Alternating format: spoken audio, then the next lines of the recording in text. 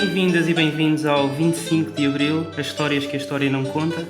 Uma discussão promovida pelo É Apenas Fumaça, onde se fala sobre a sociedade com quem quer falar sobre ela, e pela Divergente, uma publicação que reivindica tempo para pensar, aprofundar e contextualizar. Eu sou o Ricardo Ribeiro. Eu sou a Sofia da Palma Rodrigues. Vamos ter como convidados o Abdoulaye Jallow, que fez parte da primeira companhia de comandos africanos na Guiné, a Joana Craveiro, arquivista, e é também atriz, encenadora, dramaturga e diretora artística do Teatro do Vestido. A Joana Lopes, doutorada em Filosofia, docente universitária, diretora na companhia IBM, foi ativista contra a ditadura com os católicos progressistas e no PRP-BR. E o Miguel Cardina, é investigador no Centro de Estudos Sociais da Universidade de Coimbra e recebeu recentemente uma bolsa do Conselho Europeu de Investigação para estudar as memórias da guerra colonial e de libertação. Numa pergunta de um teste de ensino português no estrangeiro do Instituto Camões, que pertence ao Ministério dos Negócios Estrangeiros, lê-se que a Revolução do 25 de Abril foi uma revolução pacífica, pois não houve combatentes nem qualquer tipo de violência. Conta-se que uma vendedora de flores começou a distribuir cravos vermelhos pelos militares que andavam na rua e participaram no golpe de Estado. Eles decidiram colocar os cravos nos canos das espingardas. O cravo tornou-se no símbolo do 25 de Abril, uma revolução pacífica. Foi isto, o 25 de Abril? Joana? Foi, de certa maneira foi. Não completamente, como é evidente, porque resultou de muitos combates que houve antes dele, não é? Quer dizer, não teria acontecido se esses combates não tivessem existido, sobretudo na guerra colonial, como é óbvio, mas não só, todas as resistências, movimentos de resistência e partidos que consciencializaram as pessoas e que acabaram nesse dia realmente nesse cenário a que eu assisti, porque ao contrário da maior parte das pessoas que aqui estão, já estava em Portugal, ou de todos estava em Portugal e estava na rua e vi isso mesmo, vi os cravos, vi as cravos na espingarda, etc. Portanto, realmente, o que aí está descrito como cenário é verdade. A montante, houve muitas outras coisas. Mas, enfim, passa a palavra. Pois, sim e não. Na verdade, o dia 25 de Abril, o dia do golpe de Estado, é um dia em que se produz uma mudança política com uma baixa intensidade de violência, se podemos dizer assim. Há mortes, de facto, resultado dos disparos feitos pela PIDE-DGS, mas há uma mudança política em que o regime cai de podre. Ao mesmo tempo, como dizia a Joana, só podemos perceber o processo que leva, nomeadamente, à construção do sujeito político que o vai derrubar diretamente, o MFA, e depois o movimento social que vai sustentar um processo de natureza revolucionária logo a seguir, se percebermos, desde logo, a violência colonial e a guerra enquanto fator de desgaste que provoca no regime, e isso está diretamente associado a uma cadeia de violências muito acentuada, que o próprio colonialismo já é, mas que a guerra, enquanto tal, enquanto fenómeno específico, também carrega violências que de alguma forma obrigam a matizar essa ideia de que foi uma mudança pacífica. Foi um processo que naquele dia ocorreu porque o regime caiu de podre, mas ao mesmo tempo há violências muito profundas que têm que ser colocadas na equação para percebermos o que é que foi a ditadura, o que é que foi o colonialismo, o que é que foi a mudança política provocada na sequência disso. Pois, é que eles já disseram tudo, não é? E acho que o dia 25 de Abril, pronto, a Revolução não se esgota no 25 de Abril, não é? Portanto, pensar no dia 25 de Abril como um dia pacífico, sem perceber que nesse dia começou um movimento social que tomou tudo e todos de surpresa, inclusive aos próprios militares, e que lhes escapou ao controle completamente e que deixou a nu, acho que toda essa violência que estava dentro da sociedade portuguesa, de uma forma contida, de uma forma abafada, de uma forma de repressão, de repente tudo isso sai e se manifesta às vezes como episódios de violência na sequência desse golpe do 25 de Abril. Portanto, acho que isso também é importante falar. Isso, sim. Abdoulaye, o 25 de Abril na Guiné. 25 de Abril na Guiné quase era uma grande manifestação, porque onde estava mesmo a guerra. Depois de 25 de Abril, quando acabou a guerra, houve muito problema para nós, porque depois nossos oficiais por exemplo, alguns dos comandos oficiais da Guiné, africanos da Guiné, que eram oficiais do exército português, houve 25 de Abril, houve dependência, aquela coisa toda, conversaram pacificamente. Quando os portugueses vêm para Portugal, nós ficamos lá naquele tempo a gente dizia inimigo, com nossos inimigos, e para pegar um pedaço de carne para os crocodilos fomeados. Houve aquele massacre, aqueles oficiais todos foram fuzilados, aquela coisa toda. Sofremos muito depois de 25 de Abril. Agora já não é como antigamente. Mas até ultimamente aqui, um comando na Guiné era um problema. Depois ficamos sem nação, sem nação. Não somos guinenses, não somos portugueses. Estamos no meio. Entregaram independência para nós salvaguardar o nosso que lutava na parte portuguesa. Nós queríamos que ouvissem este excerto de uma música do Chico Buarque, Tanto Mar. Sei que estás em festa, paz. Fico contente enquanto estou ausente. Guardo um cravo para mim. Eu queria estar na festa, paz, com a tua gente e colher pessoalmente uma flor do teu jardim. Quando se fala do 25 de Abril, Miguel, fala-se da Revolução dos Cravos. A história que nos é contada é uma revolução pacífica, sem sangue, levada a cabo por um grupo de militares brancos que saem de Santarém para ocupar o Terreiro do Paço. Mas teria havido 25 de Abril se não houvessem as lutas de libertação nacional? Ou, como nós chamamos cá em Portugal, a Guerra Colonial? É sempre difícil fazer equações sobre o que poderia ter acontecido retirando elementos da equação, mas creio que a ideia da pergunta que me fazes é de perceber qual o peso que tiveram as lutas de libertação, e nomeadamente a luta que foi desenvolvida por movimentos que combatiam para a independência de determinados territórios em África, no desencadear da mudança política em Portugal. E eu acho que tiveram uma importância decisiva, fundamental, e que eventualmente não teria acontecido o 25 de Abril se não tivesse havido esse combate feito por esses movimentos. Tenho um colega que recentemente fez um livro muito interessante sobre Viriamo, Mustafa Dada, que é investigador associado do SES, que a brincar e a sério, porque isto é sério, não é? Também a formulação que ele usa diz-nos que o próximo livro dele agora seria sobre como a África libertou Portugal. E para percebermos o peso que teve, que os movimentos de libertação tiveram no desencadear direto do derrubo da ditadura. E a pergunta que fazes, que é muito interessante, porque nos obriga a complexificar esta distinção que tem uma história longa, inclusive nas oposições portuguesas, entre o combate à ditadura e o combate ao colonialismo, o que depois gerou um olhar para a própria mudança que foi operada na sequência do 25 de Abril, que tende a inscrevê-la na história da oposição ao fascismo e tende a esquecer que houve uma história da oposição ao colonialismo que não pode ser desligada desta. E a Guerra Colonial foi uma guerra perdida? Foi uma guerra. E qual foi a importância até para Portugal de termos perdido, da ideia de perder essa guerra como o desencadear de uma revolução? A derrota da guerra colonial está diretamente relacionada com a vitória daqueles que se ergueram como sujeito político para derrubar a ditadura, neste caso direto o MFA, e depois, porque importa perceber o 25 de Abril como resultado da ação do MFA, mas muito mais do que isto, porque aquilo que acontece no dia 26, 27, 28, 1 de maio e depois a seguir, e depois durante 75, é um processo revolucionário de uma natureza muito mais complexa e plural e que envolve outros sujeitos políticos, mas que de facto não pode esquecer aquilo que acontecia justamente em territórios entendidos pela ditadura como territórios nacionais, nos quais o papel desempenhado pelos movimentos que combateram um regime que a contraciclo histórico fazia uma guerra, foi absolutamente decisivo para o enfraquecimento desse regime que depois, no dia 25 de Abril, acaba por cair de podre. Joana Craveiro, das memórias que recolheste, qual é a importância de termos perdido esta guerra na construção da narrativa coletiva?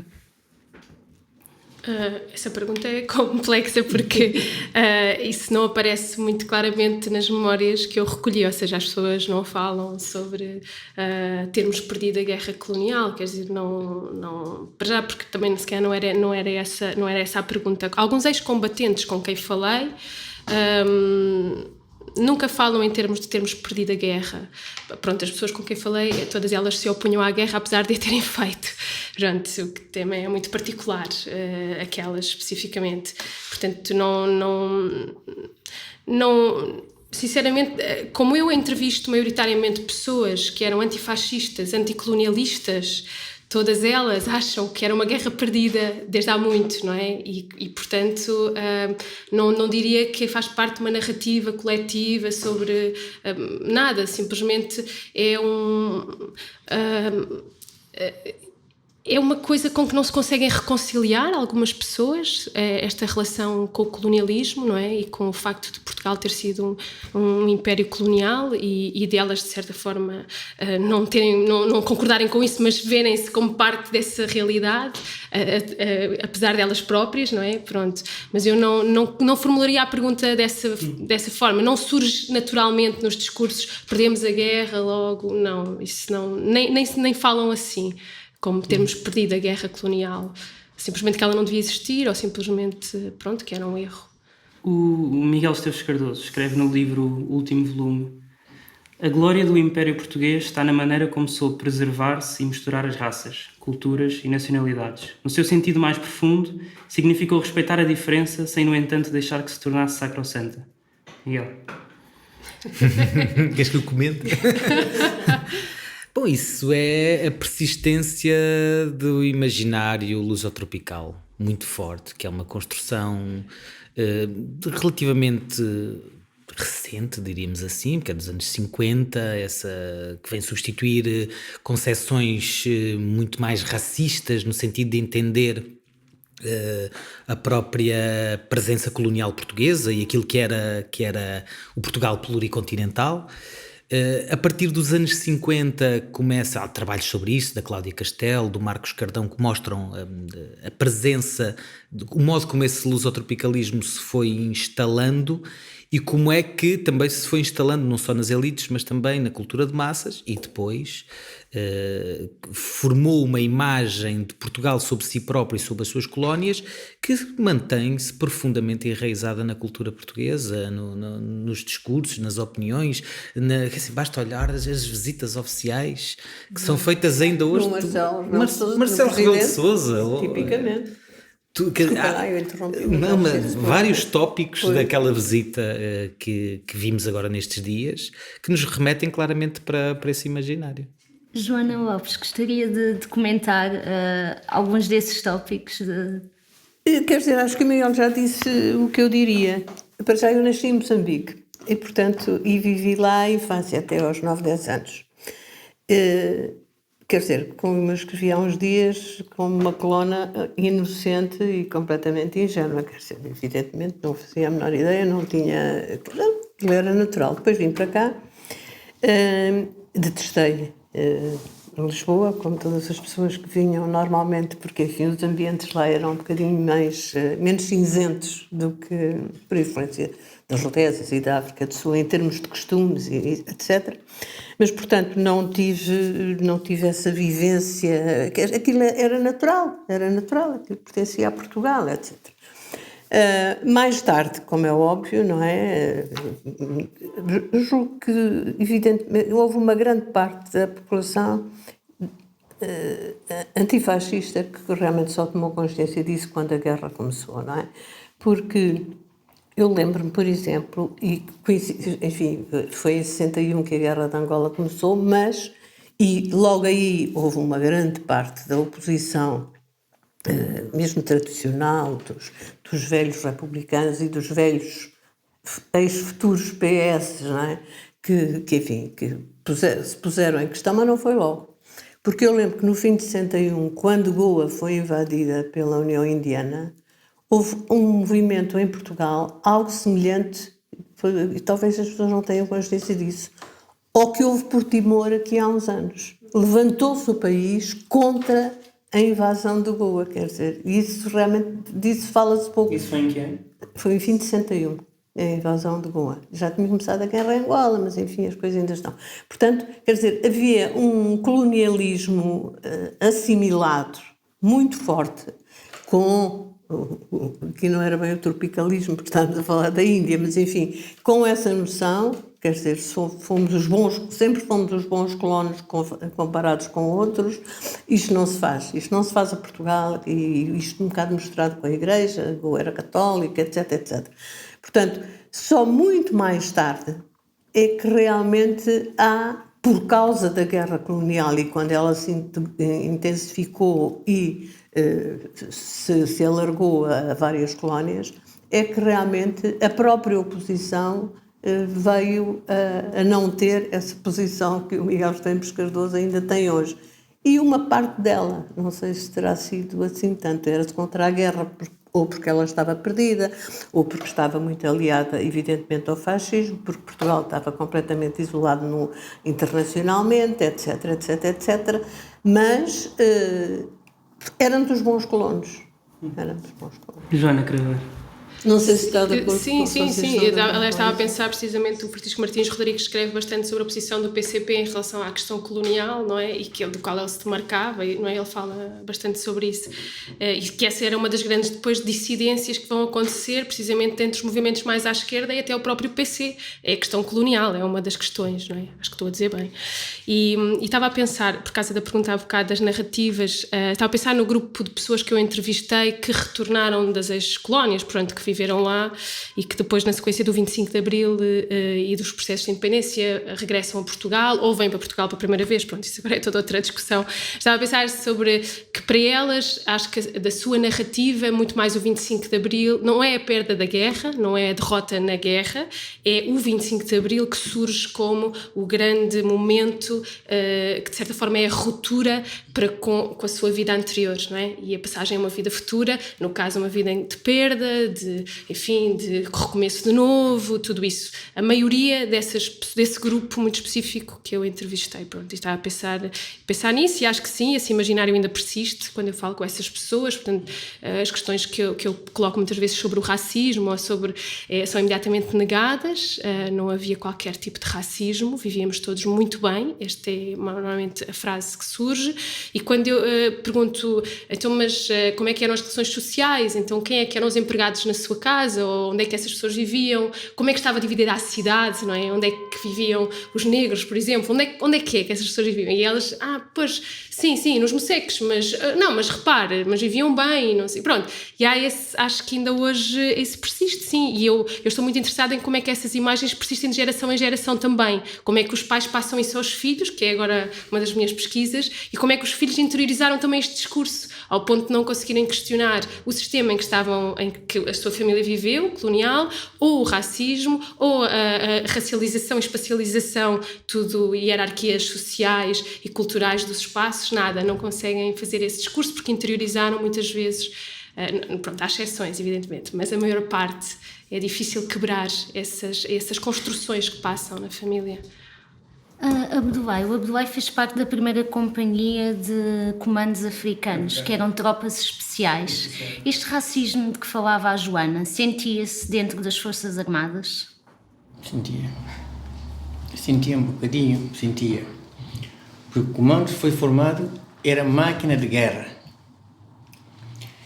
Quando Spínola foi para Guiné, o que é que ele fez? Arranjou todas as tropas normais, não é comando nem nada, mas tropas normais, milícias. Então construíram aquelas pessoas, deram instrução um bocadinho de curso, que para ser nossos oficiais. Nós somos juventudes, fomos para a tropa normal, mas fomos diretamente para o quartel de comando, porque tropa especial, comando, paraquedista, fuzileiro, tudo é voluntário. Mas nós não. Nós fomos preparados mesmo para batalhão dos comandos. Aqueles oficiais vêm ser nossos chefes.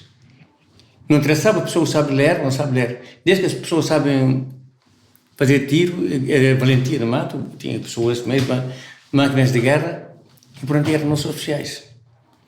Então, o que acontece? Nós fomos para um obstáculo, um acampamento ou coisa, tropas, comandos brancos de cá, montavam segurança. Fuzileiro especial, fuzileiros também montavam segurança, paraquedistas montavam segurança, nós estávamos dentro do barulho. Fazemos assalto dentro do acampamento ou qualquer coisa. Às vezes safamos, mas às vezes também sofremos muito. Porque há uma noite sofremos 8 mortos, 45 feridos, só uma noite, na Moressa. Às vezes sofremos muito, mas às vezes também safamos. Porque comando, uma pessoa que tem que fazer comando tem que saber correr, porque pegar o comando não é para andar devagarinho, não é para levar muitas balas, e sem bala. 40 aqui, uma carteira que é 20. Ter ingressado nas Forças Armadas foi uma escolha sua? É? Como é que o Abdoulaye entrou na companhia de comandos? Dizia-me que não foi uma escolha. Não é uma escolha, é assim, calhou. Quando o meu irmão foi para a luta, libertação, porque o meu irmão trabalhou com a amiga Cabral, o meu irmão foi para a luta. Aqui se a gente diz assim, o meu pai é padre, toda a gente fica, filho de um padre. Não, nós muçulmanos, quem não tem mulher não pode ser padre, porque padre é um homem como qualquer homem. Então, o que acontece? O meu irmão foi para a luta, todos, alunos do meu pai, também foram para a luta. Então, Pidi quer prender o meu pai. Pidi diz esse que quer prender o meu pai. Eu teve que sair de Bissau para ir para o arquipélago Bijagós, o UNO. Fiquei no arquipélago Bijagós durante 6 anos. Porque o meu pai, eles tinham medo de prender o meu pai, porque o meu pai era chefe de religião muçulmana, toda a gente respeitava o meu pai. Mas o homem de Pidi, o que é que ele fazia? Ia buscar o meu pai, levava para a esquadra, ficava aqui a torturar, psicologicamente. O meu pai ficava aqui, até média 1 hora, 2 horas, e mandava para casa. O Abdoulaye lutou então contra o seu irmão, que estava na altura no PAIGC. No PAIGC. Então o que acontece? Ficou assim, aquela coisa, começou a continuar, porque o meu irmão foi para a luta muito cedo, foi década de 60, 61 que foram para a luta. Então foi o Omar Jaló, foi o meu irmão, Alfa Jaló, foi Bari, foi Momoture, que matou o Cabral, e essas pessoas todos quase leram na casa do meu pai, criaram na casa do meu pai. Então, Pidi estava em cima do meu pai. Agora, para aquilo acabar, depois foi incorporado na tropa em 70, 2 de janeiro de 1970, foi incorporado para a tropa, para comandos. Tirei o curso de comando. Quando acabei de tirar o curso, fomos uma operação na mata. Quando eu voltei para casa, cheguei em casa e perguntei à minha mãe, onde está meu pai? A minha mãe não podia dizer assim, está no esquadro, não, está no sítio de costume. A minha mãe disse assim, o teu pai está no sítio de costume, quer dizer, eu já sei que está na esquadra, mas bem enfardado. E foi lá, cheguei lá, estava o meu pai, e cheguei, peguei o meu pai, vamos para casa, já está tudo. Não disse nada. Como estava fardado, os comandos, cheguei lá, o meu pai, vamos para casa. Peguei o meu pai, mas o meu pai, não falei nada com ninguém. Peguei o meu pai e trouxe para casa. No outro dia de manhã, ia para ele falar com o meu comandante, capitão João Bacra Jaló, que tem a fotografia aqui. Então, quando cheguei ao quartel, tínhamos um assalto a fazer na mata, na zona que se chama Ilha de Como. Aquilo é uma zona muito perigoso.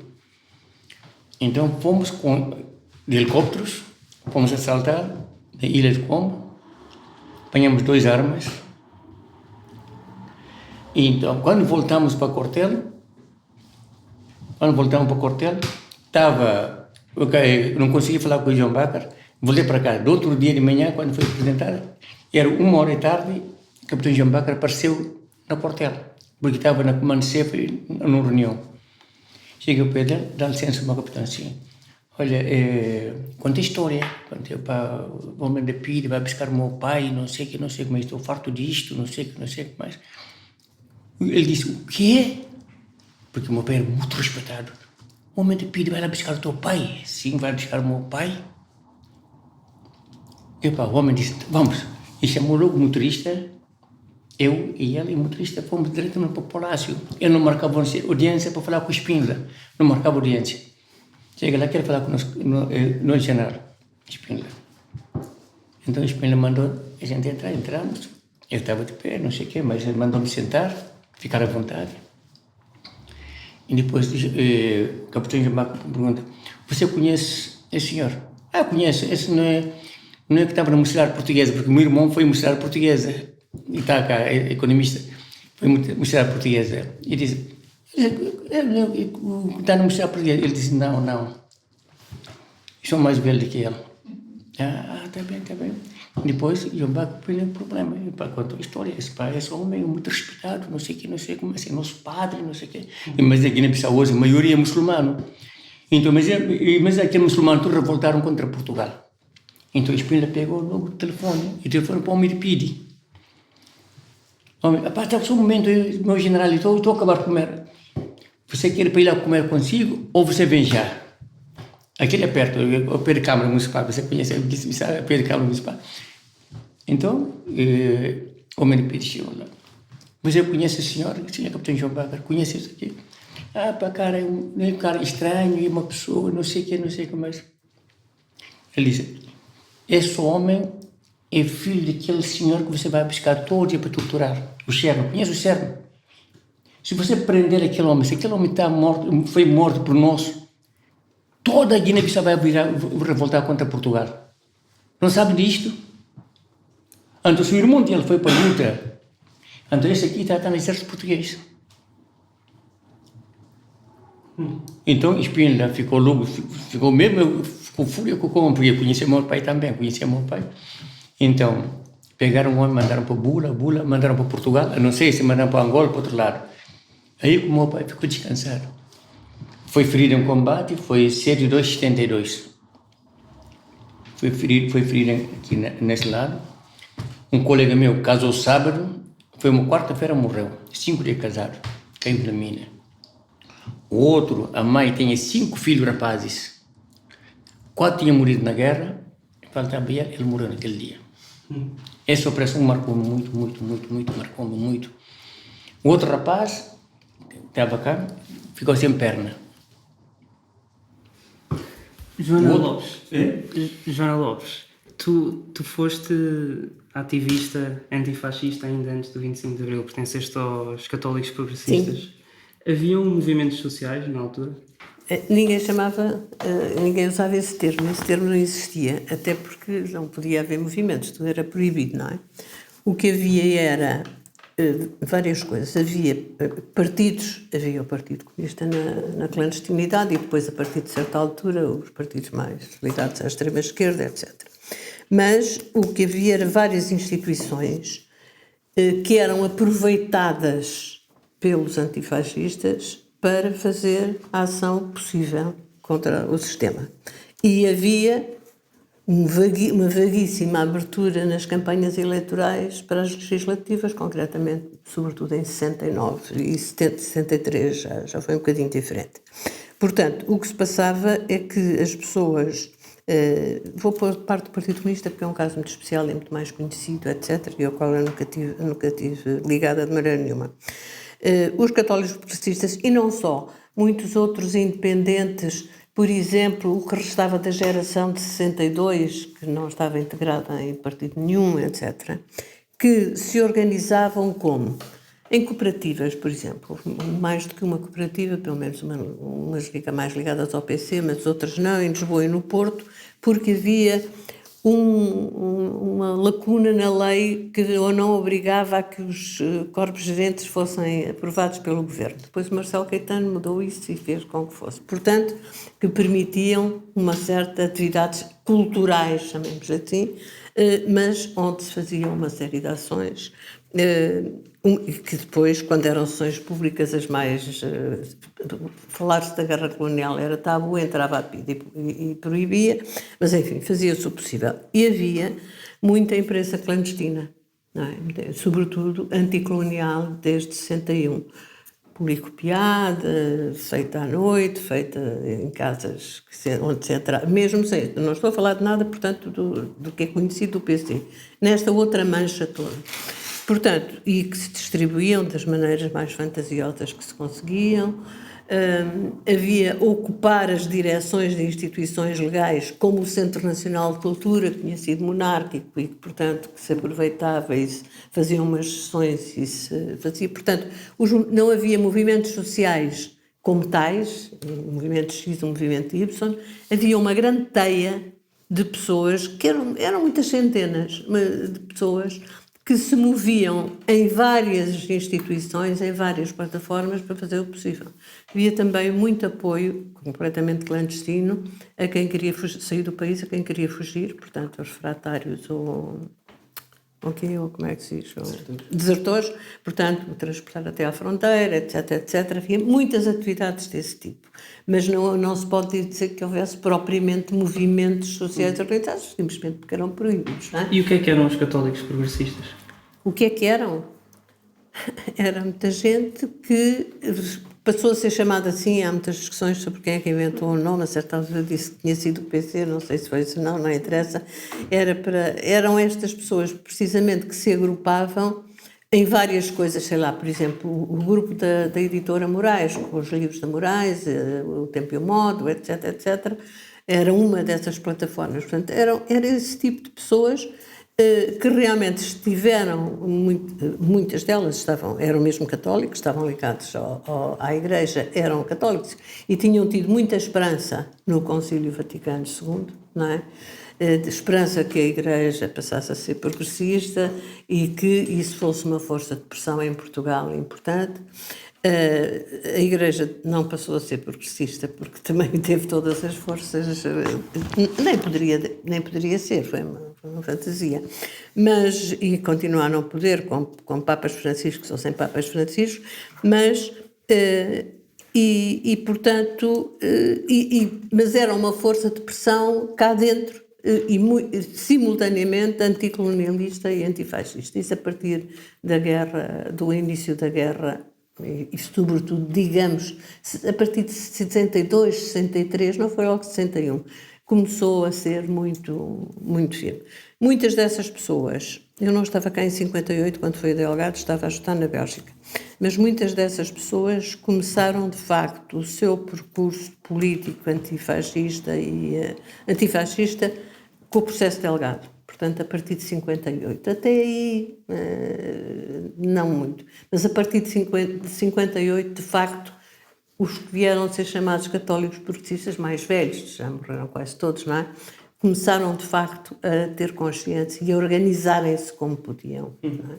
Depois isso tudo, lá no fim da década de 60, já estava um bocado desboroado e acabou por não ter grande sentido. Mas foi um movimento importante, sobretudo porque ao mesmo tempo, sobretudo durante o tempo do Cerejeira, isto é curioso porque as pessoas talvez não tenham muita consciência disso, Cerejeira Salazar, havia uma certa proteção, ou seja, se as pessoas eram presas por poucos dias e não apanhavam, etc. Não apanhavam mesmo, quer dizer, não eram mesmo torturados, porque o Cerejeira intervinha, telefonava logo ao Salazar, etc. Como a Caetano acabou completamente e passaram a ser iguais aos outros.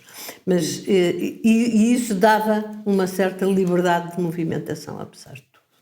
Miguel, nesta altura ainda, o que é que acontecia ou o que é que aconteceu com os movimentos estudantis? E qual é que foi a importância dos movimentos estudantis?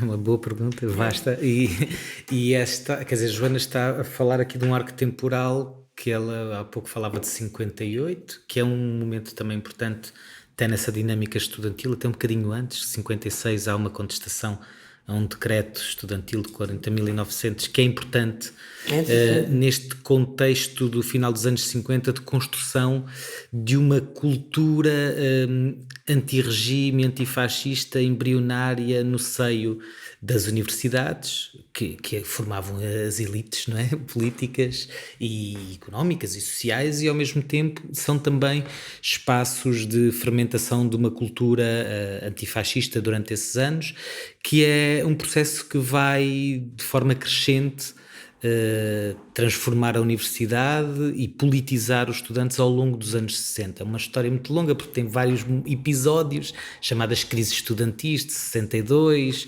69, entre 62 e 69 há também várias, 65, e há prisões a estudantes, há a construção de coletivos estudantis e há uma mudança nas reivindicações estudantis. Esse talvez seja o elemento interessante aqui de sublinhar. É que no final dos anos 50, início dos anos 60, a Joana corrigirá porque também estava lá e tem uma experiência pessoal disso, mas há sobretudo, em termos explícitos, as bandeiras de luta do movimento estudantil são sobretudo associadas à defesa da autonomia e, portanto, ao modo como os estudantes reivindicam para si e para a universidade um espaço próprio dentro do qual se poderiam organizar, se associar, ou seja, em última análise, também poder fazer política. Esse processo caminha numa radicalização, politização ao longo dos anos 60, até que, no final dos anos 60, a questão da guerra, por exemplo, e da crítica à guerra, já começa a surgir, primeiro em Lisboa, só depois da crise de 69 é que surgirá em Coimbra. Portanto, é um caminho de politização que vai mudando a natureza do movimento estudantil, que ao mesmo tempo também adquire aspectos de natureza sociocultural. A Joana aí terá uma experiência mais pessoal disso, mas certamente que terá tido essa experiência, até porque depois esteve na Bélgica, de como o movimento se tornou, até o modo como as pessoas falavam, se vestiam, interagiam uns com os outros, se foi informalizando, que é algo que está relacionado com os processos de politização que depois também ocorrem, não é? Joana? Eu não estou de acordo com o que o Miguel diz. A greve de 62 foi, de facto, fundamentalmente pela autonomia da universidade, quer dizer, eles próprios dizem que hoje que eram certos meninos de cor em termos das reivindicações que faziam, e depois isso foi no crescente. Eu dei aulas na Faculdade de Letras de 65 a 71. E, embora 69 tenha sido mais Coimbra, claro que se repercutiu em Lisboa, foi trazida para Lisboa. E eu vivia em pleno a dar aulas na faculdade. E é uma coisa que eu acho curiosa, é uma anedota, mas estas coisas às vezes ajudam a perceber melhor as coisas. Até essa greve era proibido as raparigas irem de calças para a faculdade. Raparigas ou professoras, não é? E então havia uma empregada, chamava-se uma contínua, nessa altura, uma velhota, coitada, que andava de bata preta de cetim e que tinha como função dizer a quem aparecesse de calças que saísse, a não ser que fosse estrangeira. E então a maneira como ela tinha, porque havia o curso de verão de português e, portanto, havia estrangeiras de calças.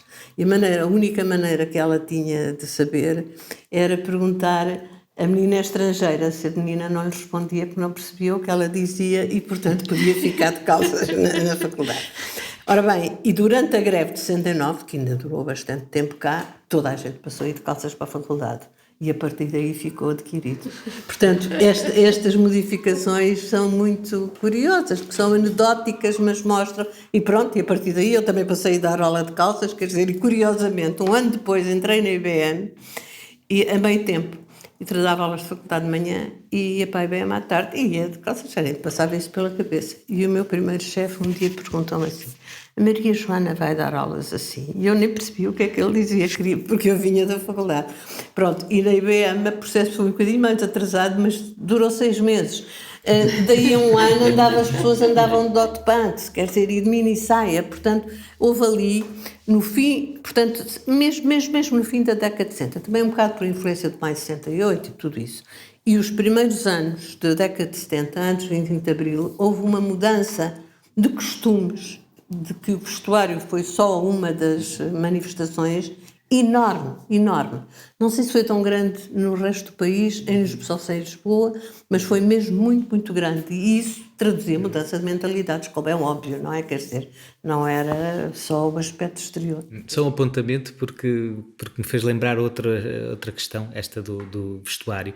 Eu vivi numa república de estudantes em Coimbra, na Bota Abaixo, e é muito interessante ver as fotografias da época das pessoas que viviam. Então, a República foi fundada em 1949 e, portanto, as pessoas nos anos 50 lá estavam, traje académico, alguns com arte que pareciam os nossos pais, assim, bigodes e tal, barba e tal. E de repente começamos a ver as fotografias de final dos anos 60 e inícios dos anos 70 e parece que as pessoas estão 15 anos mais novas, com cabelos compridos, barbas, roupa muito mais informal. E isto é interessante porquê? Porque isto não está desligado, por exemplo, do desaparecimento da praxe académica em Coimbra. Porque está associado ao uso da traje académica e, portanto, de uma certa simbologia, não só no vestuário da roupa em si, mas também no modo de ser e no modo de se relacionar com os outros e no modo de entender o papel do estudante na universidade. E o abandono, que depois está associado a aspectos muito específicos da suspensão da queima das fitas e do luto académico no contexto da crise de 69 em Coimbra. Isso é uma forma de olhar a coisa, mas era um processo que vinha de antes e que depois já a seguir já não pega. Porquê? Porque o traje era considerado uma coisa formal, antiquada, ligada aos setores conservadores, um modo de se entender a si próprio enquanto estudante também desadequado, porque o estudante era um jovem trabalhador intelectual, para citar a expressão do sindicalismo estudantil, que era uma corrente em voga então. Nos meses que seguiram ao 25 de Abril, o processo revolucionário radicaliza-se, com as tendências extremistas à esquerda a ganhar protagonismo. O radicalismo acentua-se numa aproximação clara ao ideário do Partido Comunista. Com o golpe militar falhado de 25 de novembro de 1975, terminaram as tentativas da esquerda revolucionária tomar o poder. É assim que se ensina o PREC num livro de história do 9º ano. Joana. Espetacular. Em dada altura, na peça de teatro, o Museu Vivo de Memórias Pequenas e Esquecidas, dizes que o processo revolucionário em curso foi apresentado como um período em que tudo era possível. O que é que te contaram sobre o PREC, as pessoas com quem falaste? Bom, contaram muita coisa. Eu nasci em 1974, portanto, evidentemente, não tenho uma memória direta muito do próprio PREC, mas tenho a memória direta tudo o que aconteceu, quer dizer, ficou dentro de mim. Tudo aquilo que se vivia, por exemplo, na minha casa e em movimentos políticos e uma série de coisas que eu acho que perduram para além do 25 de novembro, que é a data oficial para o fim do PREC, mas que dá muito jeito à história ter sempre essas datas para conter uma série de movimentos que eu acho que são muito maiores do que essas 19 meses. Pronto. E acho que essa forma de ensinar o PREC faz parte de uma construção que foi sendo feita ao longo dos anos para denegrir aquilo que aconteceu de único nesses 19 meses e para além desses 19 meses, porque quer dizer, muitos movimentos perduram, pelo menos eu lembro-me até aos anos 80, de uma série de coisas que aconteciam e de voluntariamente trabalhar com os meus pais, por exemplo, para reabilitar bairros clandestinos, porque meus pais eram urbanistas e era uma coisa que vem do PREC, evidentemente, que vem desse processo revolucionário em que de repente as pessoas puderam reivindicar casas, puderam reivindicar condições de vida e uma série de outras pessoas que até faziam parte de uma elite, como era o caso da minha família, foram lá arregaçar mangas e vamos embora fazer isto juntos e construir esta nova sociedade, pronto. E de facto, aquilo que me contam destas recolhas que eu tenho vindo a fazer, claro, é como um tempo em que tudo era possível, em que era possível, e que não está necessariamente ligado a partidos políticos, evidentemente que as pessoas eram muito politizadas e estavam ligadas a diversos movimentos, mas às vezes, eu quando entrevistei uma série de moradores de bairros do Sal do Porto, eles próprios se demarcam dessa questão política e dizem, ouça, isto aqui não tinha a ver com partidos políticos, não é? Eles bem queriam vir aqui tomar conta disto, mas isto era nosso, e eu acho que isto é muito interessante porque e não está ainda suficientemente falado, não é? Ainda estamos todos a descobrir como falar sobre a história desse tempo, porque como lá está, há essa construção que há nesse livro de história, em que é o período do excesso e da extrema. Eu estou um bocadinho farta desta expressão da extrema esquerda, acho que é uma expressão que nós herdámos e temos vindo a herdar e que hoje em dia ainda é usada como uma coisa depreciativa e, portanto, eu estava até a ver no outro dia as notícias e comentávamos e na minha família, cada vez fala-se de esquerda, fala-se sempre de extrema esquerda, já não existe esquerda, já só existe extrema esquerda, não é? E depois há o centro e depois há a direita, é extraordinário. E acho que isso isso tudo são coisas que perduram de uma negativização dessa imagem, que acho que aqui toda a gente pode falar um pouco sobre isso, que não corresponde necessariamente àquilo que aconteceu. Portanto, aquilo que as pessoas me contam é que foram tempos em que elas puderam construir de raiz uma série de coisas que antes não existiam, ir para a rua reivindicar coisas que não existiam. Claro, eu entrevistei muitas que eu considero elites, e nós aqui muitas vezes estamos a falar de uma história que é uma história de elites, não é? Que é nos centros urbanos, pessoas que vão para a faculdade, pronto. E há todo o resto da população, mas que está expressa nestes movimentos populares, de comissões de moradores. Eu ontem estava a pensar nisto e até fui desencantar um livro que se chama Os Moradores à Conquista da Cidade. Por acaso o meu pai é coautor deste livro, mas não é por isso. É só porque este livro tem aqui uma cronologia extraordinária sobre movimentos sociais que raramente aparece nos livros de história. Portanto, diz tudo aquilo que está a acontecer no país em termos políticos, que são os grandes marcos que se ensinam em qualquer livro de história, mas depois tem uma coluna para movimentos sociais que estão a acontecer no país e depois especificamente em Setúbal. E é extraordinário. Reuniões anticolonialismo em Setúbal. No dia tal, eles sabem qual é que é o dia. Ocupações, evidentemente, construção de creches, uma série de coisas, greves, que os livros de história já não falam, não é? Ou falam de uma outra forma, como um tempo de caos, que não sei o quê, pronto. E acho que o PREC foi muito mais do que isso e há ainda que ver o que é que aconteceu realmente e como é que isso mudou a vida das pessoas. Portanto, os testemunhos que eu recolhi não se identificariam com o que está aí escrito, nem sequer com esse golpe falhado militar do 25 de novembro, o suposto golpe do PCP para tomar conta do país. Acho que depois isso é toda uma outra história que também ainda está por escrever e que um dia, quando pudermos abrir todos os arquivos, que há muitos deles que ainda nem sequer podemos ter acesso, se calhar poderemos reconstituir o que é que aconteceu no dia 25 de novembro, mas também não é isso que está aí escrito, tenho a certeza absoluta. Portanto, não sei, é isto. Joana Lopes, tu que o viveste, o que é que foi o PREC? Pois, estou muito de acordo com o que acabou de ser dito. Realmente é verdade, tudo era possível, faz parte de um período revolucionário, com uma certa utopia, mas havia um ambiente, é muito difícil dar isto e realmente fala-se muito pouco disto. Acreditou-se de facto que este país ia ser um país socialista a sério. Acreditou-se de facto. E o acreditou-se, o se é quem? É evidentemente toda a esquerda, uma grande parte da população. Uma grande parte da população. Em muitas coisas que foram ditas, porque houve um surto de civismo que realmente, infelizmente, praticamente desapareceu, foi esmorecendo e hoje quase que não existe, em parte alguma, mas era de facto, houve a grande convicção e as pessoas não pensavam se era lá possível, e mesmo as mais politizadas, posso falar por mim, pensava-se lá se a Rússia ia tirar o tapete ao PC por causa da Guerra Fria, depois veio-se a saber, na altura, e havia quem soubesse, mas as pessoas que se moviam-se realmente por fazer disto uma sociedade socialista a sério. Mas que era muito cubana, sabia perguntar se era cubano, seja o que não era. Tinha sido tão extraordinário o 25 de Abril que parecia que realmente não havia nenhuma razão para que não fosse possível fazer algo completamente novo aqui. Ingenuidade, com certeza. Hoje é fácil de verificar que é verdade, dada a conjuntura internacional que nos rodeava. Mas quer dizer, o entusiasmo era tal, a participação das populações era tal, nas mais, das mais estranhas circunstâncias. Portanto, nessa altura trabalhava na IBM, até tenho aqui o papel, mas não vou ler, mas posso ler só dois parágrafos que são significativos, que era, por definição, uma multinacional americana, onde a maioria da população era tudo menos comprometida na luta antifascista antes de 25 de Abril. Havia algumas pessoas que eram, havia pessoas do PC, havia pessoas ligadas a outros partidos, mas uma minoria, uma pequeníssima minoria. Ora, logo no dia 2 de maio, se não me engano, houve um plenário em Lisboa, no Porto, não sei se houve, mas eu não me lembro se houve logo, mas houve um plenário em que estavam mais de 400 pessoas, em que foi eleita uma comissão de trabalhadores provisória, daí a umas semanas foi eleita uma comissão com PC, eu também lá pertencia, um outro tipo que tinha estado exilado na Embaixada do Brasil, que tinha entrado no golpe de Beja, mais outros que não há nada politizados, etc.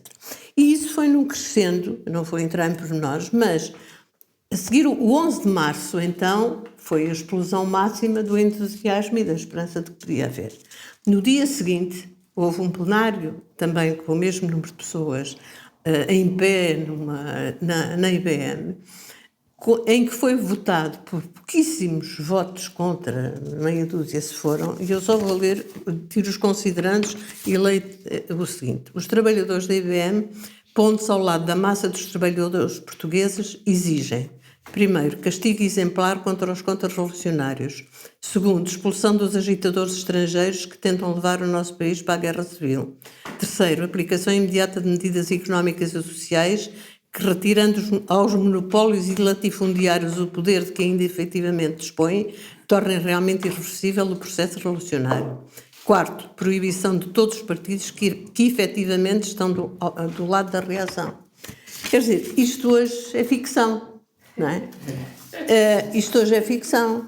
Pronto. E não durou muito, porque estamos a falar do dia 12 de abril de 75 e eu diria, eu não quero estender muito para tirar a palavra de outras pessoas, que o primeiro grande golpe de espanto e de desânimo foram as eleições para a Constituinte. E não foi só para o PCP. Não foi só porque o PC teve aquela pouca percentagem de votos. Isso foi em que ano? Foi 3 ou 4 meses depois, foi em 25 de abril de 75, portanto estamos a falar de março, foi um mês e tal depois. Porque a partir daí, com o PS, porque quando se diz aqui que efetivamente estão do lado da reação, o PS estava incluído, obviamente, o PS era a reação. E o PSD e o CDS também, mas o PS era a reação. Com o PS a ganhar as eleições de 75, veio ao de cima uma força anti tudo isto, completamente. Quer dizer, completamente. Foi o começar do caminho para o 25 de novembro, claramente. Pronto, e por isso é que não só o PC, mas as forças ligadas à outra esquerda, com a Quinta Divisão e os hotéis, etc., tentaram a todo o custo que as eleições fossem ou não tivessem lugar ou fossem adiadas, porque já se previa que acontecia isto. E aconteceu. A partir daí foi o PS até hoje. Miguel, e hoje o PREC é tabu na sociedade portuguesa? Não sei se é tabu, porque é possível falar dele e estamos aqui a falar esta visão que a Joana Craveiro e que a Joana Lopes dão do PREC, não direi que é tabu, mas é claramente uma visão minoritária e é uma visão importante na medida em que nos alerta para aspectos significativos daquilo que foi a dinâmica social de então e que não encaixam nessa descrição que a Sofia há pouco nos lia, que é uma descrição, uma imaginação do processo histórico a partir de golpes e do jogo de determinadas forças, que acaba por não captar esta efervescência que os processos revolucionários contêm. Há um aspecto interessante que a Joana dava conta, que tem a ver com isto da cronologia, e que está associado a essa leitura que a Sofia relatava. Há um período de excesso que é contido pelo 25 de novembro. Ora, é muito interessante, se nós fizermos até um exercício cronológico daquilo que foram os momentos as ocupações, os momentos de expressão popular, mais ou menos organizada, muitos delas acontecem justamente depois disso. Quer dizer, a grande candidatura do Otelo, que tem uma votação muito expressiva, claro, é em 76. Foi. Também os processos de reação a isso e os processos de reação violenta, ainda agora se tem um livro, são uma extrema-direita. Em Portugal, a rede bombista da extrema-direita, boa parte das ações que executaram foi já depois do 25 de novembro.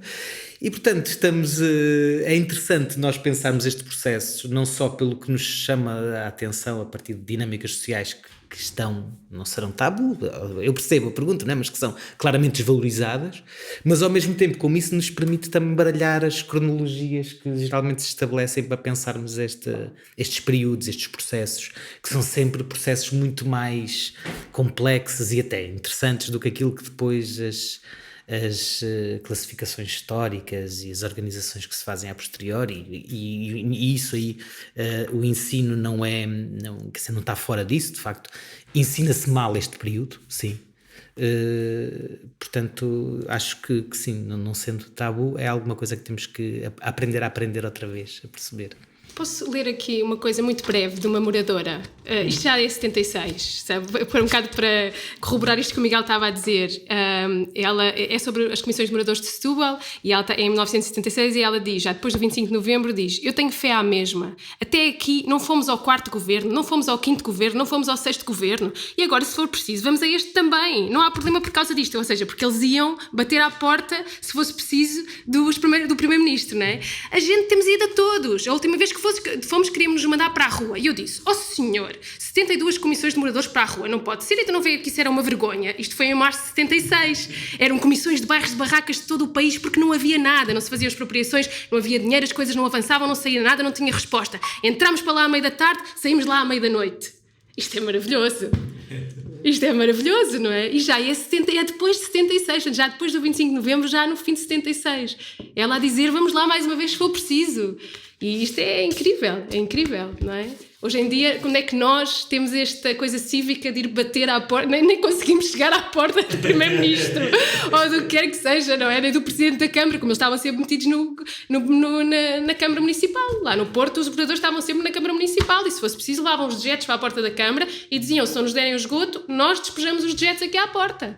E conseguiam o que queriam. E era assim. Foi a ser mais uma luta, não é? Passou a haver dois campos. Claro, porque é verdade, ao mesmo tempo que há isto, as pessoas são sensíveis à dinâmica política do que está a acontecer, aos resultados das eleições, aos governos, às ações concretas que tomam. Pois. Ao mesmo tempo que isto acontecia em Portugal, o Abdoulaye era perseguido na Guiné. Exato. Almeida Santos, numa entrevista ao público, assume que criou uma lei segregadora. Era tudo português. Mário Soares e Vasco Gonçalves pediram-me uma lei generosa. Respondi: não faço.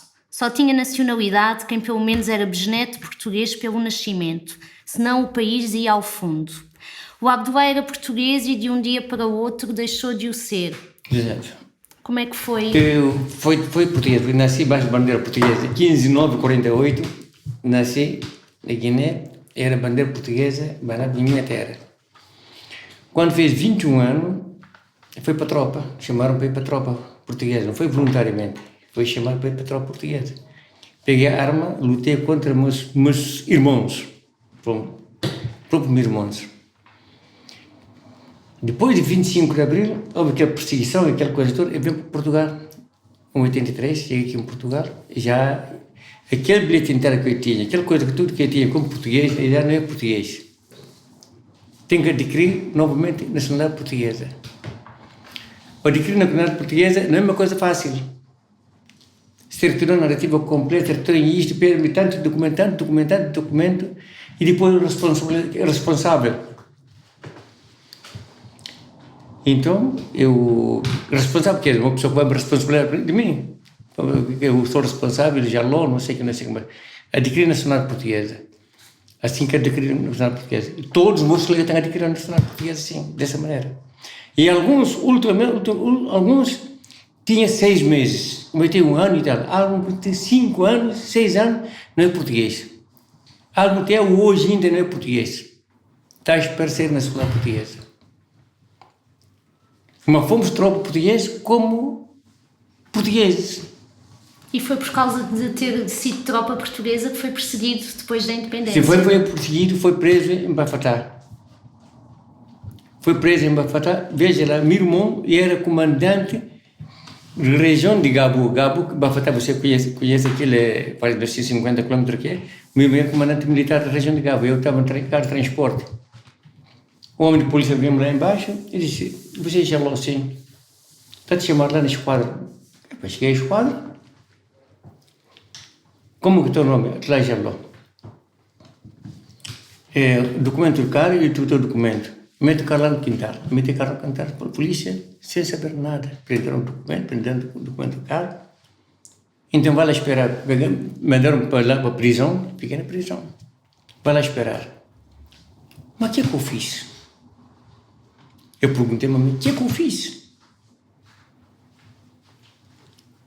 Mas estava o meu sobrinho que viu-me na prisão. Ele não tinha dinheiro, era estudante, pediu boleia para Gabo. Gabo chega lá, opa, tio, está o teu irmão na prisão. Calma, irmão, olha lá. O que é que ele fez? Fez acidente? Não. O que é que ele fez? Não sei, vai estar na prisão. E melhor ir buscar logo o teu irmão.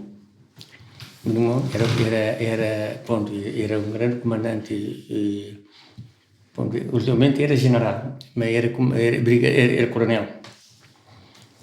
Chega lá em Bafatá, chamou o comandante lá de polícia. Mas o que o meu irmão fez que você meteu o meu irmão na prisão? Qual é o teu irmão? Atlântico. Atlântico na prisão, sim. Eu não prendi ninguém. Você prendeu, não sei o que. Não. O homem não sabia nada. O homem, comandante da polícia, não sabia nada de mim. Tinha sido preso apenas porque era comando português. E fizesse só porque era comando português.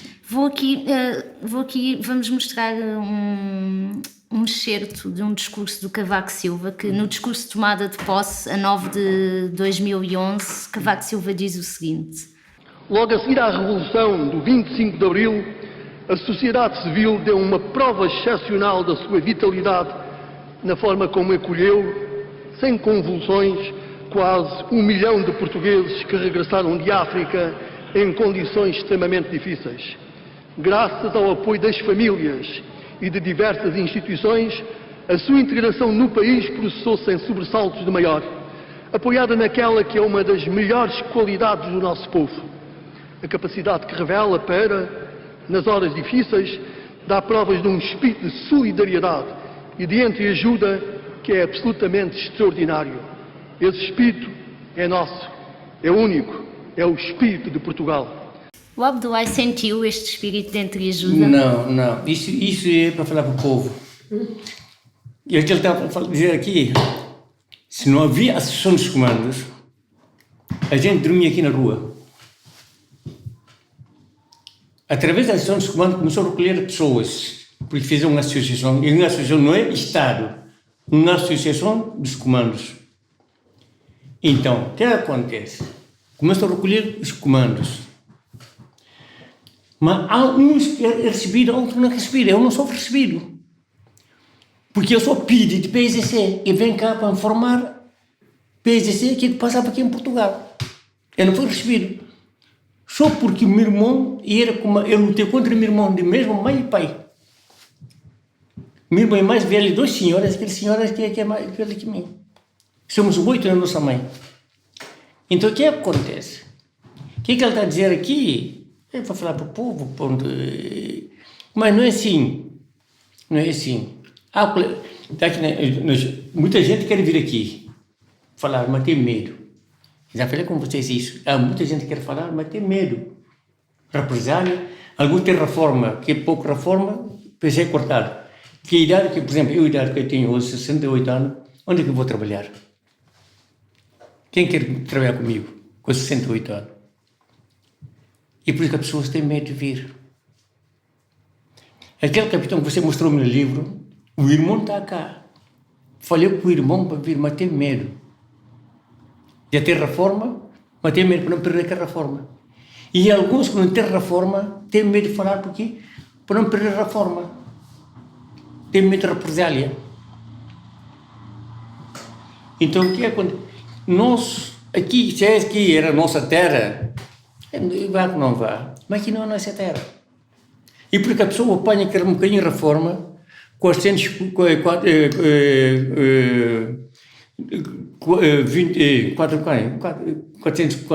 euros, ok? E já não pode ficar aqui em Portugal, porque não dá para pagar renda de casa, tem que voltar para a Guiné.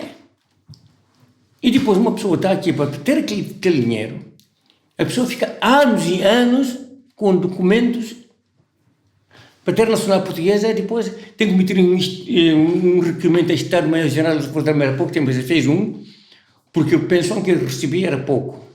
Pedi para aumentar, porque agora já tem idade e tem um problema na coluna. Porque caiu da mina, tem cicatriz grande aqui, tem cicatriz mesmo aqui, grande aqui. E tem todo com cicatriz, tem aqui na mão também, tem um bocadinho de cicatriz aqui. Esse aqui já posso mostrar, já viste aqui, tem cicatrizes da guerra, onde caí na mina. Mas as pessoas têm medo. O que é que eles falam? Nem que isso que eles fazem. Nossos comandantes direito, por exemplo, o general Bruno, o general Raul Fox e os comandantes, vê a gente quer ajudar, ao mesmo tempo não tem condição. Porque balas que vêm para eles e aquela bala também para nós. Você chega a bater, a gente bateu tanto gabinetes aqui, de comandantes. A gente ia lá pedir. Mas eles estão com a mão atada. Mas essas pessoas lutamos junto, na mata.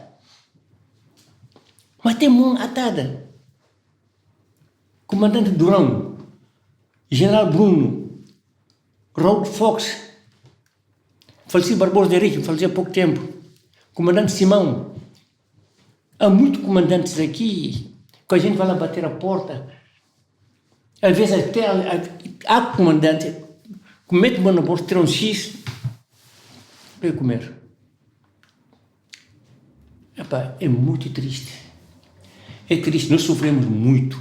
Eu ainda sofri, até há pouco tempo ainda, tem ainda papel lá, que é o meu requerimento para estar maior já na Força Armada, se podiam aumentar um bocadinho de pensão. Problema de coluna é da idade. Se tem cicatriz aqui, a mina lançou-me numa distância que você nem quer saber. O médico militar que me operou, e disse, deu-me assim, meu filho, quando chegar a certa idade você vai sofrer muito da coluna. E estou sofrendo hoje da coluna. E tenho muitas cicatrizes no corpo. Joana Craveiro, tu nasceste depois do 25 de Abril, em 74 ainda. Sim. E, portanto, a ti o 25 de Abril foi-te contado não só pelos arquivos, mas também pelas vozes das pessoas. Elas contam a mesma história, os arquivos e as vozes? Depende de que arquivos é que estamos a falar, não é? Pronto, porque essa ideia de arquivos e de museus, portanto, há a história que é mostrada, oficial, há os arquivos que não temos acesso, há os arquivos pessoais na casa das pessoas, portanto, há muitos arquivos, não é? Portanto, eu já encontrei arquivos que contam a mesma história das pessoas, que são os seus arquivos que elas têm em casa, dos panfletos, das coisas, das suas fotografias, portanto, esses arquivos pessoais que estão escondidos e que muitas vezes não há acesso. Depois há o Centro de Documentação 25 de Abril, onde se contam muitos aspectos da história, não é? Porque as pessoas doam precisamente esses arquivos pessoais, portanto, é um manancial que nunca mais acaba que se pode consultar. Não há um Museu 25 de Abril, portanto não sabemos que arquivo é que iria estar exposto nesse museu, porque ele não existe, não é? Assim mesmo. Mas como nós já falámos aqui, há uma disparidade entre aquilo que os livros de história contam e aquilo que as pessoas por vezes contam. Eu posso falar da experiência que eu tenho de fazer o meu espetáculo e falar com as pessoas no final do meu espetáculo e de muitas delas dizerem que até agora não encontravam um sítio onde pudessem expor aquilo que realmente viveram e que às vezes quando estão a ouvir na televisão ou imagens e eles pensam, mas eu não vivi exatamente isto, então onde é que a minha história fica? E então as pessoas às vezes falam até de uma palavra que eu acho que é muito forte, que é reconciliação. Nós nunca pensamos, porque como nós temos esta construção de Portugal como um país de grandes costumes em tudo, um colonialismo simpático, um regime melhor que os outros, não é? Não tão mau quanto os outros, acho que isso foi muito interiorizado pelas pessoas. Não tivemos nenhum processo de justiça transicional como outros países tiveram. Tivemos uma justiça mais ou menos popular e outra ali num período logo a seguir ao 25 de Abril e muitas vezes isso mancha tudo o resto, então as pessoas pensam, pois, mas isto já foi feito naquela altura, os tribunais e os PIDs e eu não sei o quê, então, não, mas há países que têm comissões da verdade e da justiça, pronto, mal ou bem, há uma posição do Estado em relação às políticas da memória, que nós temos muita dificuldade com isso. O Estado acha que não tem que investir, que não tem que pensar essas coisas, isso deixa para umas comemorações do 25 de Abril empoeiradas, que são sempre mais ou menos as mesmas, pronto. E nesse sentido, agora que me perdi, mas isto tinha uma lógica para chegar à questão dos arquivos e daquilo que as pessoas... que eu perdi-me completamente. Bom, basicamente, de facto, nem sempre coincidem as versões, mas eu acho... a palavra reconciliação é muito importante. Pareceu-me a mim, por aquilo que as pessoas diziam, porque elas muitas vezes falavam eu agora sinto mais reconciliada com as minhas memórias, por exemplo. Foi uma expressão que eu não estava à espera de ouvir e que eu vi. Ou eu tinha vergonha das minhas memórias.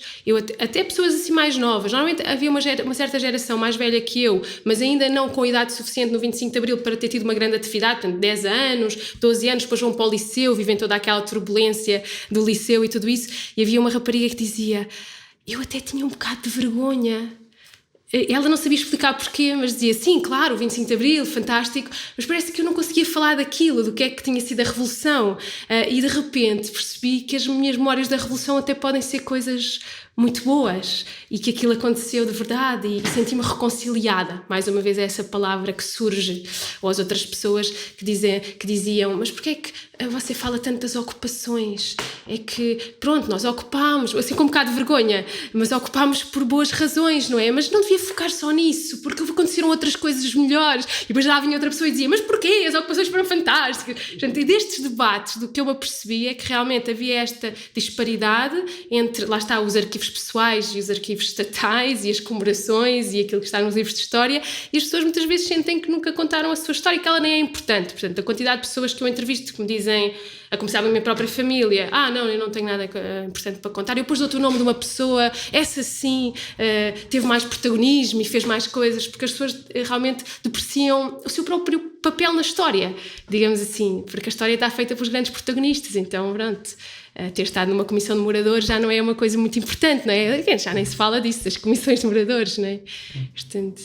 Joana Lopes, estando as pessoas, eventualmente, que viveram o 25 de Abril e o ambiente que falámos aqui a desaparecer, tens medo que esta história e este ambiente fique por contar? Quer dizer, eu conto com os historiadores e eles andam a fazer, eles andam a trabalhar, os historiadores e outras pessoas que fazem essas coisas. Há uma vivência que não pode ser transmitida, como é evidente, a não ser pelos próprios, e portanto é natural. Quer dizer, a minha implantação da República diz-me pouco vivencialmente, quer dizer, por mais que considero que tenha sido muito importante, quer dizer, nunca seria a mesma coisa do que ter vivido o 25 de Abril. Portanto, também penso que por mais que as pessoas contem e digam, etc., não o viveram. Portanto, isso é um facto. Que isso faça com que desapareça como vivência, acho que sim, acho que vai desaparecendo. Mesmo as comemorações que se fazem, mesmo nós, nem pensando só nas oficiais e nos discursos na Assembleia da República, ou assim, outros, aquelas que se fazem, quer dizer, a mim deixam-me bastante fria, ou ir para o Carmo, cantar a Grândola, ou não sei o quê. Quer dizer, a manifestação do 25 de Abril na rua é uma coisa, porque pronto, é uma instituição, é a solidariedade, é a comemoração. O resto, quer dizer, é muito folclore, pronto, é muito folclore, pronto, quer dizer, e que tenderá a desaparecer. Naturalmente, nem quer dizer que seja mau. O que é mau é a narrativa que vai piorando, como o exemplo do livro de história e todos os outros. As novas gerações estão a assimilar, as novas e já não tão novas, estão a assimilar a versão oficial de que a democracia foi instaurada no dia 25 de novembro, ponto final. Quer dizer, pronto, o 25 de Abril foi muito importante porque acabou com a ditadura. A palavra fascismo, quantas vezes, até nas redes sociais, quando se utiliza fascismo, e eu faço questão de utilizar, sempre alguém que vem dizer, bem, não discutamos isso agora, mas enfim, quer dizer, ditadura sim, fascismo talvez não é? Portanto, o que vai perdurar, se não se fizer alguma coisa, e não vejo que ninguém esteja a fazer, nomeadamente a nível da educação e do ensino da história, é que realmente a ditadura acabou a 25 de Abril, mas a democracia só se consolidou a 25 de Novembro. Isso é a versão oficial da história. E acho que se está a acentuar isso cada vez mais. Acho que se está a acentuar isso cada vez mais. Mas, enfim, é a vida. Miguel, qual é a importância de resgatarmos estas pequenas histórias de que falava a Joana e testemunhos como os da Abdoulaye? Qual é a importância destas vozes? A importância desde logo, há uma importância ética, no sentido em que as vidas, as vozes, o modo como as pessoas passaram pela experiência, nomeadamente de um acontecimento histórico tumultuoso, como são sempre as mudanças políticas, têm uma validade ética por si, serem contadas e não serem silenciadas, não serem apagadas. Isso é um elemento importante por si. Mas há uma outra validade e um outro interesse em resgatar estas histórias, como aqui estamos a ouvir falar, e outras, que nos dão um lado B da história. Isso é importante porque complexificamos a história, mas, por outro lado, nos permitem abrir gavetas de entendimento sobre o que foi o passado, que de outra forma, ou porque as fontes são produzidas por quem são, ou porque os historiadores têm determinados interesses, ou por quem produz os mecanismos de ensino ou memória oficial que é veiculada pelos presidentes ou pelas instâncias políticas do Estado, etc., tem determinadas leituras da história. E é importante estas histórias individuais e alternativas para contestarem, de algum modo nos darem esse outro lado da história. Eu ouvia a história do Abdoulaye, as várias intervenções que teve, e é uma história impressionante, porque nos mostra justamente que Portugal, ao mesmo tempo que construiu essa narrativa lusotropicalista que nos davas conta naquele excerto há pouco, rapidamente se apressou a tentar esquecer estes efeitos daquilo que foi a experiência colonial e a guerra em concreto. É impressionante o modo como foram tratadas estas pessoas que foram a carne para canhão no momento de necessidade de africanização do conflito, porque não havia tropas, era preciso reforçar o exército, e são tratadas de uma forma absolutamente indigna e deixadas ao abandono. E é muito interessante percebermos isso e vermos como Portugal ainda hoje é vítima desses silêncios. Eu há pouco tempo estive em Cabo Verde e tive uma história que também me fez pensar bastante nisto. Fui ter um momento de confraternização com uma pessoa que teria seus 40 anos e que me pergunta o que é que eu estou lá a fazer. E eu digo, estou aqui porque vim apresentar um projeto que agora tenho sobre memórias da guerra e das lutas de libertação. E ele mete-se as mãos na cabeça. Estamos na festa de anos da filha dele e ele era uma pessoa que fazia culturismo e estavam os amigos dele, portanto era tudo gente de 1,90 m, muito musculados, e ele diz-me assim, isso não interessa para nada, isso é passado, qual é o interesse disso? Isso, é isso que tu que vens para aqui fazer, estudas isso? E depois chama-me à parte e mostra os 7 ou 8 livros que ele teria em casa. E esses 7 ou 8 livros eram todos sobre a guerra. E eu não percebi, primeiro aquilo não tinha interesse, mas era a única coisa que o levava a comprar livros de alguma forma. Portanto, tinha o livro do Carlos Mato Gomes e do Naceto Afonso, tinha alguns textos de memórias de ex-combatentes, portanto, tinha livros sobre a guerra. E eu olhei para ele e ele explicou-me.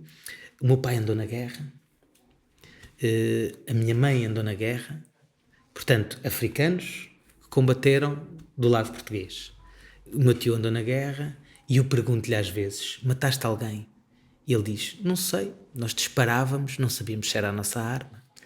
A marca que ficou na guerra destas pessoas e nas gerações posteriores, porque estamos a falar de um filho de alguém que não combateu, mas que ainda tem uma transmissão do silêncio. E isto é impressionante. Alguém que mostra a importância que isso ainda tem através da necessidade voluntária e ativa de querer esquecer. Porquê é que isto é muito interessante? Porque eu acho que uma das violências do colonialismo foi esta, e que é uma das violências indiretas e muitas vezes esquecidas, é que colocou africanos contra africanos. Também o colonialismo também foi isso, e depois produziu estes fenómenos posteriores de gente que tem que lidar com a sina daquilo que não foi a sua escolha, mas foi o resultado de ter estado numa dada circunstância e de ter de o lidar numa situação de absoluto abandono. E eu acho que esse elemento é frequentemente esquecido quando nós falamos da mudança política e do 25 de Abril e do pós-25 de Abril e do Portugal colonial e dos países irmãos que somos, etc. E faz-nos falta pensar nestes lados B da história. E por isso a história estas histórias singulares que não estão escritas nas grandes narrativas são importantes. Uma coisa que me fico meio... Não é revoltado, mas pronto, com Portugal. Você vê que há valas comuns. Você vê naquele cassete, daquele cassete que eu prestei a vocês, aquele cassete não, CD, daquele valas comum, que eram oficiais dos comandos. Aquelas pessoas tudo foram fuzilados. Na companhia, era batalhão dos comandos. Porque formaram a primeira companhia, depois formaram a segunda companhia, formaram a terceira companhia, mas conforme as pessoas iam morrer na guerra, ou ficar sem perna, ou qualquer coisa, fizeram mais 2 cursos de comandos, 2 cursos de comandos, que para completar que morreram na guerra. Ou 25 de abril, aquelas pessoas foram fuziladas. Porque ficaram lá, enganaram porque houve engano, vocês ficam com o vosso patrício, não sei o que, vão trabalhar junto, não sei o que mais. Portugal viram a costa para cá, eles foram fuzilados. Mas aquilo que Portugal fez para aquelas pessoas, condenava aquela coisa. Publicamente é condenável. Aquelas pessoas não é outra coisa. Era militar, era obrigado a ir para a tropa. Depois de 25 de abril, Portugal ficou silencioso porque aquelas pessoas que foram fuziladas. Houve tantas valas comuns, mas toda a gente ficou caladinho. Ninguém fez nada. Depois estavam viúvas daquelas pessoas. Alguns estão a receber. Alguns não estão a receber. Por exemplo, essa senhora, aquele comandante que estava a mostrar agora, que estava Capitão Segue, a mulher está cá, com os filhos. A mulher está tão revoltada. Quer dizer, está agora, parece uma pessoa que está maluca. Está mesmo assim, para. É um bocadinho triste desculpe, entrevista dessa maneira, desculpe. Não. Bom, vamos terminar. Este foi o 25 de Abril, as histórias que a história não conta. Obrigada ao Abdoulaye Jalloh, comando africano na Guiné, à Joana Craveiro, diretora artística do Teatro do Vestido, à Joana Lopes, doutorada em Filosofia e autora do blog Entre as Brumas da Memória, e ao Miguel Cardina, investigador do Centro de Estudos Sociais da Universidade de Coimbra.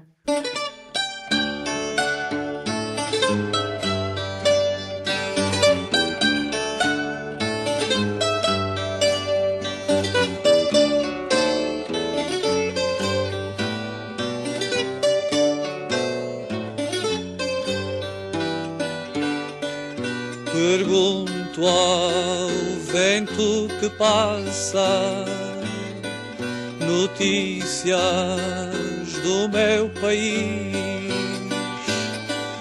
e o vento cala a desgraça, o vento nada me diz, e o vento cala a desgraça, o vento nada me diz.